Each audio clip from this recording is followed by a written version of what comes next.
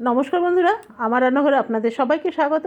আজ আমার রান্নাঘরে বানানো হচ্ছে ধনেপাতার পাকোড়া। এখানে ধনেপাতা উঠিয়ে নিয়েছি, তবে এই ধনেপাতাগুলো আমার বাড়িতে লাগিয়েছি। আর খুব বেশি উঠাতে পারলাম না, জানেন, সন্ধ্যের সময় না খুব বেশি মশা হয়ে গেছিলো, সেই জন্য অল্পই তুলে চলে এলাম। আর এখানে একটু মিক্সির জারের মধ্যে আমি নিয়ে নিলাম, এটা বানাবো চাটনি। দুটো লঙ্কা নিয়ে নিলাম, তবে লঙ্কাগুলো বেশ ঝাল। নিয়ে নিলাম 2 কোয়া রসুন, আর সামান্য হাফ ইঞ্চির মতন নিয়ে নিলাম আদা। দিলাম নুন, আর দিয়ে দেবো একটু সরষের তেল, আর দেবো একটু চিনি। ব্যাস, আর কিছু দেবো না। এরপরে এটাকে আমি পেস্ট বানিয়ে নিই।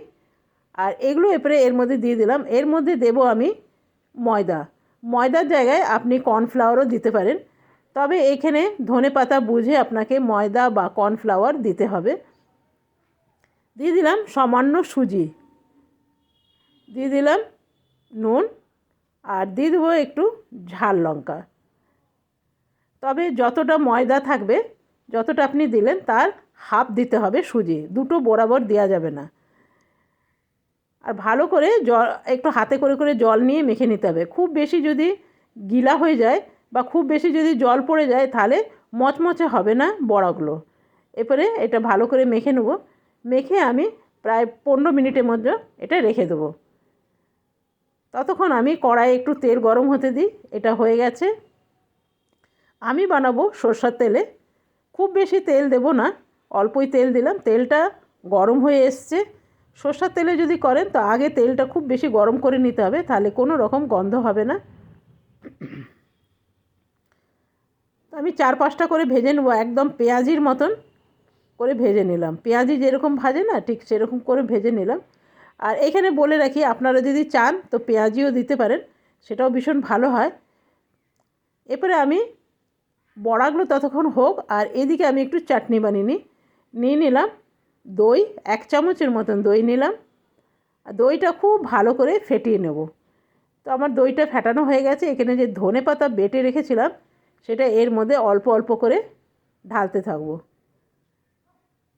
এই চাটনিটা বানিয়ে দেখবেন, অসাধারণ লাগে, দারুণ লাগে। আর একটু আমি দিয়ে দিই, ভীষণ ভালো লাগে। তো দেখুন ধনেপাতা এই এই চাটনিটা আমার রেডি হয়ে গেল। দেখছেন কালারটা কি সুন্দর এসছে না, অপূর্ব। এরপর এটা রেখে দিই। চলুন বড়াগুলো একবার দেখে নিই। এদিকে আমার এগুলো একদম ভাজা হয়ে গেছে। প্রথমে আমি হাইয়ে রেখে তারপরে লো ফ্লেমে রেখে দিয়েছিলাম, তাহলে বড়াগুলো খুব বেশি মচমচে হয়। এটা চায়ের সাথে ভাতের সাথেও ভীষণ ভালো লাগে, ডাল ভাত আর দুটো করে পাকোড়া, অসাধারণ লাগে। সেম প্রসেসেই বাকিগুলো আমি দিয়ে দেবো, আর একটু উল্টে নেব। ততক্ষণ এগুলো হোক। আর দেখুন আমার বড়াগুলো একদম হয়ে গেছে, কত সুন্দর লাগছে। এরপরে আমি বানিয়ে নেবো বড়াগুলো খাবার জন্যে চা। এই বড়া টোড়া বানালে চা না এলে কিন্তু মানায় না, বিকেলে চায়ের সাথে খেতে হবে। দিয়ে দিলাম আদা। একটু শীতকালে যদি আদা দেওয়া চা হয় তো বেশ ভালো লাগে, টেস্টও ভীষণ ভালো হয়। দিয়ে দিলাম খুব সামান্য চিনি দেবো। ব্যাস, এইখানে 3 কাপ চা আছে। 3 কাপ চায়ের জন্য আমি 1.5 চামচ চিনি দিলাম। দিয়ে দিলাম চা পাতা, আর যে আদাটা থেতো করে রেখেছিলাম সেটাও দিয়ে দিলাম। তবে যারা বেশি মিষ্টি পছন্দ করেন তারা খাবেন। আমরা চায়ে একদম মিষ্টি খুব কম খাই। আর চা করার নিয়ম হলো, চাটা অনেকক্ষণ ধরে ফোটাতে হবে আপনাকে দাঁড়ি থেকে। তো আমার প্রায় অনেকক্ষণ ধরে ফোটানো হয়ে গেছে। এরপরে আমি কাপের মধ্যে নিয়ে নিলাম। আর এমনি ভাঁড় কাপে চা খেতে আমার ভীষণ ভালো লাগে। তো আজকে আমার চা আর স্ন্যাক্স একদম রেডি হয়ে গেল।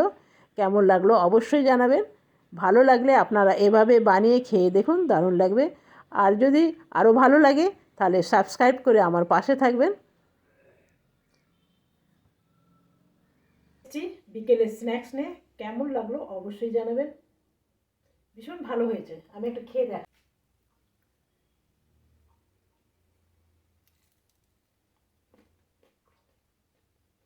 চাটনিটা ভীষণ ভালো হয়েছে।